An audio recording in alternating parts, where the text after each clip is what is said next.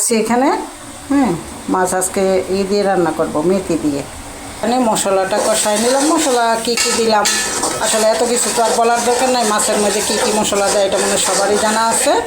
তো যা যা মশলা লাগে সব দিলাম, আর সাথে মেথি দিচ্ছি। মেথিটা একটু ভিজায় রাখছিলাম আগে, এই যে ধুয়ে ঝরা দিছি। এখন মেথিটা দিয়ে দিচ্ছি। মেথিটা একটু দিয়ে দিলাম। মেথিটাকে একটু কষাই নিচ্ছি। এখন মাছ দিয়ে দিব। এখন মাছকে দিয়ে দিলাম, ঝোল দিব। একটু শাক বাটা দিয়ে দিতেছি। শাক বাটা এটা বিক্রমপুরের ঐতিহ্য শাক বাটা। এই শাক বাটাটা একটু দিয়ে দিতেছি। এটা মাছে দিলে অনেক মজা লাগে।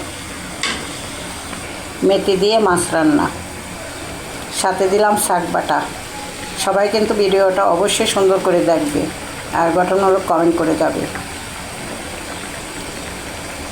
এখন ধনিয়া পাতা দিয়ে নামিয়ে নিব।